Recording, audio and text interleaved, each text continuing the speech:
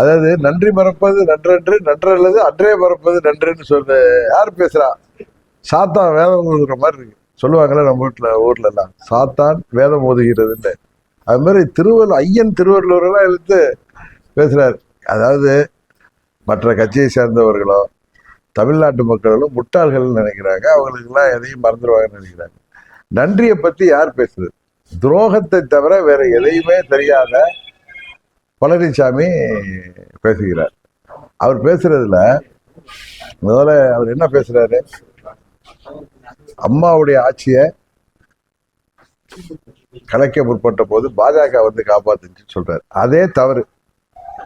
உங்க எல்லாருக்கும் தெரியும், அம்மா அவர்கள் மறைவுக்கு பிறகு சின்னம்மா பன்னீர்செல்வம் முதலமைச்சராக இருந்தார். அவரை மாற்றிவிட்டு சின்னம்மா அவர்களை முதலமைச்சராக எல்லா சட்டமன்ற உறுப்பினரும் சேர்ந்து கவர்னர்கிட்ட போய் லெட்டர் கொடுத்தோம். அந்த நேரத்தில் தான் உங்களுக்கு 14ஆம் தேதி தள்ளி போட்டார் சுப்ரீம் கோர்ட் தீர்ப்பு வச்சு. அதுக்கு இடையில தான் அண்ணன் பன்னீர்செல்வம் தர்ம யுத்தம் தொடங்கி போனார்.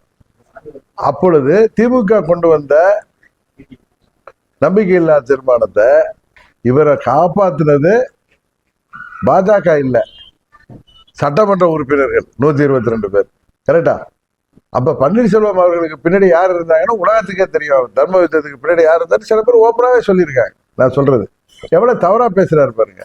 அன்றைக்கு ஓட்டெடுப்புல இவரை காப்பாற்றிய 122 எம்எல்ஏக்கள், அவர்கள 18 பேர் பிற்பாடு பழனிசாமியின் செயல்பாடு சரியில்லைன்னு முதலமைச்சர் பழனிசாமியை மாத்தணும்னு தான் அவங்க கவர்னர்கிட்ட போய் மனு கொடுத்தாங்க. அவங்க ஒன்றும் கவுக்கணும்னு போல. அண்ணன் பொய்மூட்ட பழனிசாமியோடைய தவறான ஆட்சி முறைக்கு அம்மா அவர்கள் ஆட்சி முறையிலிருந்து விலகி செல்வதால் தான், அம்மா அவர்கள் பாதையிலிருந்து விலகி சென்றதால் தான் அந்த 18 சட்டமன்ற உறுப்பினர்கள் கவர்னர்கிட்ட போய் மனு கொடுத்தாங்க. அது கவிர்க்கிறதுக்கானது இல்லை. பழனிசாமி மாற்ற வேண்டும், எங்களுக்கு முதல்வர் மேல அதிருப்தி, அதனால் மீண்டும் எங்களுக்கு வாக்கெடுப்பு நடத்துவதற்கு அனுமதிக்க வேண்டும். பிப்ரவரி 15ஆம் தேதி வாக்கெடுப்பை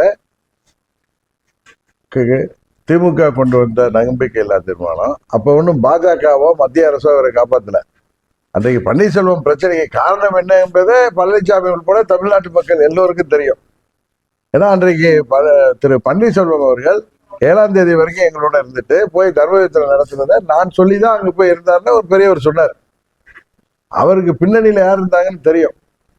ஆனால் பிப்ரவரி 15ஆம் தேதி நடந்த அந்த வாக்கெடுப்பில் அவர் வெற்றி பெறுவதற்கு காரணமாக இருந்த 122 சட்டமன்ற உறுப்பினர்கள் அன்றைக்கு யார் பேச்சை கேட்டு வாக்களித்தார்கள்?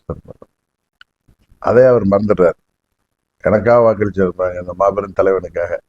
அதுக்கு முன்னாடியே அந்த கூவத்தூர்ல எங்க சித்தி டெல்லிக்கு போறதுக்கு பெங்களூருக்கு போறதுக்கு முன்னாடி அவரை தேர்ந்தெடுக்கணும்னு முடிவு பண்ணப்ப என்னிட்ட சொன்னார். திருப்பி சொல்றேன், அண்ணா முன்னாடியே நான் தான் சிஎம் கேண்டிடேட்னு சொல்லிடாதீங்க, நிறைய பேர் கையெழுத்து போட மாட்டாங்க, அதனால கையெழுத்துலாம் வாங்கிட்டே பேராதீங்கன்னு சொன்னது பழனிசாமி. இதை நான் முன்னையே சொல்லியிருக்கேன்.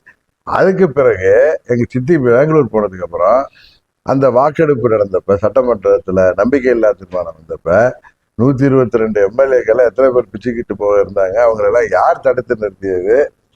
செம்மலையெல்லாம் தாண்டி குச்சி ஓடினார் பழனிசாமினா நாங்க இருக்க மாட்டோம் சொல்றேன். அப்ப அந்த வாக்கெடுப்பில் அவரை காப்பாற்றிய 122 சட்டமன்ற உறுப்பினர்கள் பன்னீர்செல்வமும் 11 சட்டமன்ற உறுப்பினர்களும் எதிராக திமுகவை சேர்ந்து வாக்களித்த பொழுது 122 சட்டமன்ற உறுப்பினர்கள்ல 18 பேர் தான் திருப்பி போய் மனு கொடுத்தாங்க. ஸோ அதில் பாஜக காப்பாற்றினாங்க. அது 2வது முறை இவர் என்ன நீக்கிறப்ப டெல்லி சொல்லிதான் அந்த அண்ணனை நீக்கிட்டோம் அப்படின்னு இவர்கிட்ட கூட சொல்லியிருக்காரு.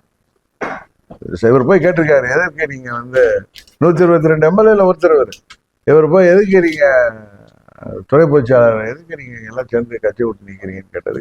இல்லை டெல்லி ஆட்சி போயிடும் இவர்கிட்ட சொல்லியிருக்காரு. டெல்லி அவர் இருந்தாருன்னா ஆட்சியராக நிற்காதுன்னு சொல்றதுனால அவரை வேற வழி இல்லாம நிற்கிறோம் அப்படின்னு இவர்கிட்ட சொல்லியிருக்காரு. எப்படியெல்லாம் போய் பேசுறாரு பாருங்க பழனிசாமி. இவர் என்ன கட்சியை விட்டு நீக்கிட்டு திடீர் திடீர்னு எல்லா அமைச்சர்கள் ஏப்ரல் 17ஆம் தேதி ஆர்கே நகர் சட்டமன்ற பொறுத்த நின்னதுக்கு அப்புறம் என்ன திடீர் திடீர்னு கட்சியை விட்டு நீக்கிட்டு இவர் கவுக்க முற்பட்டமா. அதற்கு முன்பு கொதித்திருந்த இவர் போன்ற 18 சட்டமன்ற உறுப்பினர்கள் பழனிசாமியை மாற்ற வேண்டும் என்றுதான் அவர்கள் கவர்னர்கிட்ட கோரிக்கை வச்சாங்க. அந்த மனு இன்னும் இருக்கு, அது அவர்கிட்ட இருக்கும். அவர் அவசர அவசரமா சபாநாயகரை வச்சு இவங்களெல்லாம் பதவி நீக்க செஞ்சார். அதாவது ஆட்சியை காப்பாற்றிய 18 சட்டமன்ற உறுப்பினர்களை எம்எல்ஏ பதவி நீக்கியது பழனிசாமி. அதனால நன்றிக்கும் அவருக்கு சம்பந்தம் இல்லை. அது போல பிஜேபிக்கு நான் நன்றியா இருப்பேன்னு சொல்றாரு. 24 பாராளுமன்ற தேர்தலுக்கு முன்னாடி எஸ்டிபிஐ மாநாட்டில் என்ன பேசினார்? 24 தேர்தல் மாத்திரம் இல்ல, பாராளுமன்ற தேர்தல் மாத்திரம் இல்ல, 26 சட்டமன்ற பொது தேர்தலில் நான் பிஜேபிக்கு கூட்டணிக்கு செல்ல மாட்டேன்.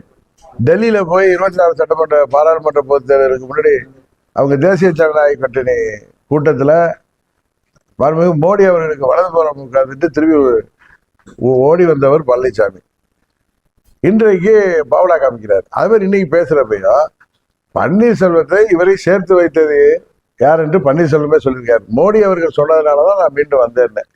கவர்னர் அவர்கள் இவர்களை கை கோட்டு வச்சு அவர் 11 எம்எல்ஏக்கள் வந்ததுனாலதான் இவர் ஆட்சி காப்பாற்றப்பட்டது. அதை எப்படியெல்லாம் எங்களுக்கு துரோகம் செய்தவரை திருப்பி சேர்த்துக்கிட்டார் அவர் பெரிய மனசு பண்ணி. என்னவா கட்சி ஆரம்பிச்சு என்னவோ 72ல இருந்து நடத்துறவர் மாதிரி பேசுறாரு.